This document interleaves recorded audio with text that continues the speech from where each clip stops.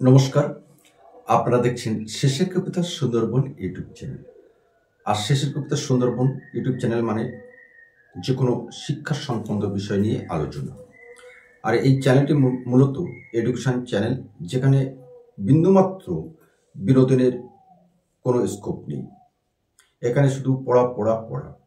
আর সেই বিষয়টিকে সামনে রেখে আজকে আমরা আমাদের শেষের কবিতা পাঠ কেন্দ্রে আলোচনা করব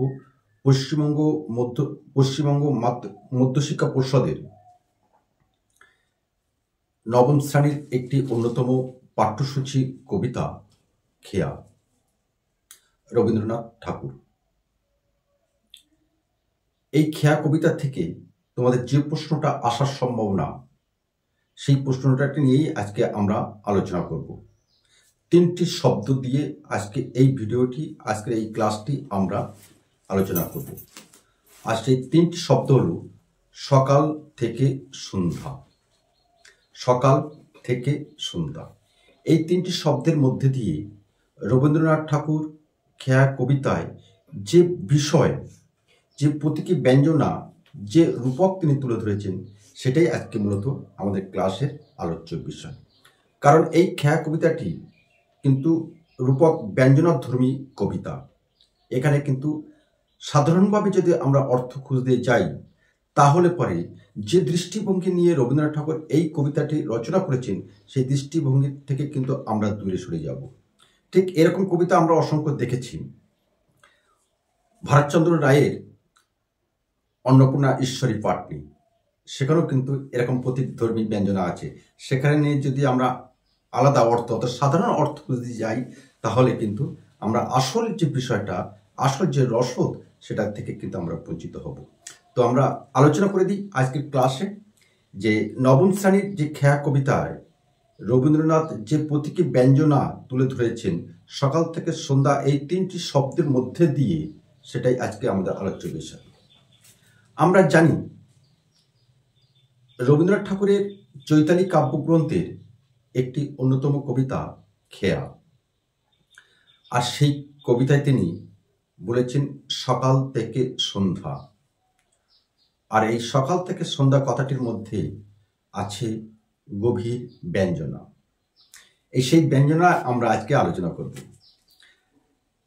আলোচ্য খেয়া কবিতায় সকাল থেকে সন্ধ্যা বলার কারণটা কি?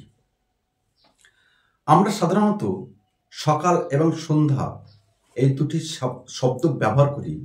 সকাল অর্থাৎ দিনের শুরু, আর সন্ধ্যা অর্থাৎ দিনের শেষ সময়। এটা হচ্ছে সাধারণ অর্থ। এখন রবীন্দ্রনাথ ঠাকুর এই দুটি শব্দ কি অর্থে ব্যবহার করেছেন, সেটাই আমরা একটু ব্যাখ্যা করে দিই। তাহলে এই কবিতার মধ্যে দিয়ে কবির যে ভাব ব্যঞ্জনা তুলে ধরেছেন, কবির যে মনোভাবের পরিচয় পাওয়া যায়, তা আমাদের কাছে আজকে দিনের আলোর মতন পরিষ্কার হয়ে যাবে। আর এই সকাল থেকে সন্ধ্যা এই দুটি শব্দ ব্যবহার করার পরে তিনি আরো দুটি শব্দ ব্যবহার করেছেন, এপার এবং ওপার। এপার বলতে আমরা পাড়ের যে দিকে আমরা অবস্থান করছি সেটাকে বলা হচ্ছে, আর ওপার বলতে মাঝখানে যে নদী বয়ে গেছে তার অপর দিক থেকে বলা হচ্ছে ওপার। এখানে সকাল থেকে সন্ধ্যা, সকাল সন্ধ্যা এবং এপার ওপার, এই দুটি শব্দ কিন্তু আবার ব্যবহার করেছেন কবি রবীন্দ্রনাথ ঠাকুর। আসলে সকাল থেকে সন্ধ্যা পর্যন্ত মানুষের এপার থেকে ওপার পর্যন্ত জীবনযাত্রা খুব স্বাভাবিকভাবে, নিরন্তরভাবে চলতে থাকে। ওখানে পেছনে বসে জীবনযাত্রা সকাল থেকে সন্ধ্যা পর্যন্ত বাইরে আছে, মনে দেখো এই আছে, সকাল থেকে সন্ধ্যা পর্যন্ত তাদের জীবনযাত্রা চলতে থাকে। সেটা স্বাভাবিক, এ বিষয়ে আমাদের কোনো প্রশ্ন নেই। আমাদের প্রশ্ন হলো সকাল থেকে সন্ধ্যা এই দুটি শব্দের মধ্যে কি ব্যঞ্জনা আছে, সেটাই আমরা তুলে ধরি। সকাল অর্থাৎ মানব জীবনের সূচনা, যে সূচনাকে মানুষের জন্মকে ইঙ্গিত করে। সকাল মানে দিনের শুভ সূচনা, যেটি মানুষের জন্মকে ইঙ্গিত করে। আর সন্ধ্যা কথাটির অর্থ হল মানব জীবনের সমাপ্তি, যা মানুষের মৃত্যুকে ইঙ্গিত করে। আসলে কবি রবীন্দ্রনাথ ঠাকুর এই দুটি শব্দ দ্বয়ের মধ্যে দিয়ে বোঝাতে চেয়েছেন যে খেয়াঘাটে খেয়া নৌকা চলাচল করে সাধারণত সকাল থেকে সন্ধ্যা পর্যন্ত। এখানে কোনো সমস্যা আমাদের নেই। ঠিক তেমনি আমাদের জীবনরূপী নদীর স্রোতের মতো জন্ম থেকে মৃত্যু পর্যন্ত চলতে থাকে।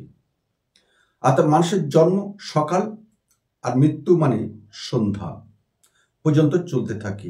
এই যে জন্ম থেকে মৃত্যু পর্যন্ত মানুষের জীবনযাত্রা নিরন্তরভাবে চলতে থাকে, অবিচলভাবে চলতে থাকে, সেই চলার মধ্যে কোনো উত্থান পতন দ্বারা সেই জীবনযাত্রা কিন্তু মানুষের নিয়ন্ত্রিত হয় না। অর্থাৎ অনাবিলভাবে, নিরন্তরভাবে, বাধাহীনভাবে আমাদের এই মানব জীবন কিন্তু সামনের দিকে এগিয়ে চলে। এখানে সকাল সন্ধ্যা এই দুই শব্দের দ্বারা কবি রবীন্দ্রনাথ ঠাকুর এই ব্যঞ্জনা অর্থটি বোঝাতে চেয়েছেন। আর সেখানে আমরা আলোচনার মধ্যে আমরা বলেছি এপার এবং ওপার। এপার মানে এই গ্রাম, ওপার মানে ওই গ্রাম, অর্থাৎ দুটি গ্রামের ব্যঞ্জনা, প্রতীকী ব্যঞ্জনাও কিন্তু রবীন্দ্রনাথ ঠাকুর এই আলোচ্য কবিতায় অর্থাৎ খেয়া কবিতায় তিনি তুলে ধরেছেন। আমরা জানি খেয়া কবিতায় দুটি পাড়ের উল্লেখ করা হয়েছে এখানে, আর সেই দুটো পাড়ের দুটি গ্রাম আছে, যে গ্রামের নাম কিন্তু অজানা। অর্থাৎ এই দুটি গ্রাম কোনো নির্দিষ্ট স্থানের প্রতীক নয়। আবার বলছি, আমরা আলোচ্য কবিতায় দুটি পাড়ের কথা আমরা জানতে পারি, আর দুটি পাড়ের দুটি গ্রাম আছে। যে গ্রাম দুটিতে আলোচ্য কবিতায় কোনো নাম দিয়ে কিন্তু অভিহিত করা হয়নি, অভিধা করা হয়নি।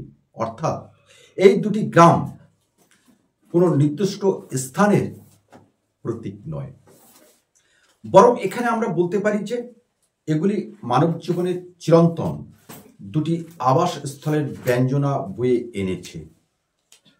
মানব জীবনের চিরন্তন দুটি আবাস স্থলের ব্যঞ্জনা বয়ে এনেছে, আর সেই দুটি ব্যঞ্জনা হলো একটি গ্রাম অর্থাৎ এপার, যেটি হলো মানব জীবনের পৃথিবী, যে পৃথিবীতে চলে মানুষের কর্মকাণ্ড, অর্থাৎ সেখানে তার জন্ম এপার। অপর গ্রাম, একটি গ্রাম আবার ওপারের অপর গ্রাম, যেটাকে ওপার বলা হচ্ছে।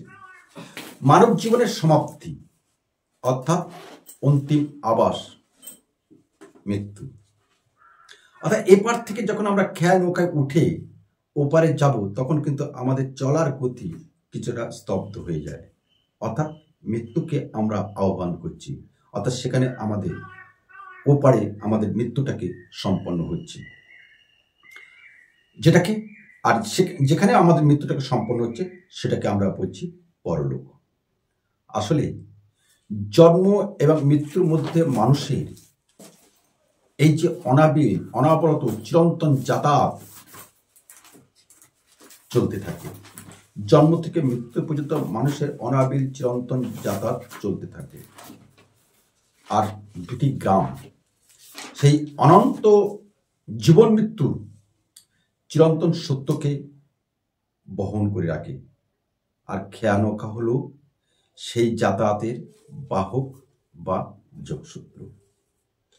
আশা করছি এই যে খেয়া কবিতার মধ্যে দিয়ে, খেয়া শব্দটির মধ্যে দিয়ে রবীন্দ্রনাথ যে ভাবনাবতী, যে ব্যঞ্জনা, যে প্রতীক তিনি তুলে ধরেছেন, আমরা এই স্বল্প সময়ের মধ্যে আমার যে পাঠকেন্দ্রের ছাত্রছাত্রী এবং আমার দূরগত যে সকল ছাত্রছাত্রী আছে, সকলের কাছে আমরা বোধগম্য করে তুলতে পেরেছি হয়তো।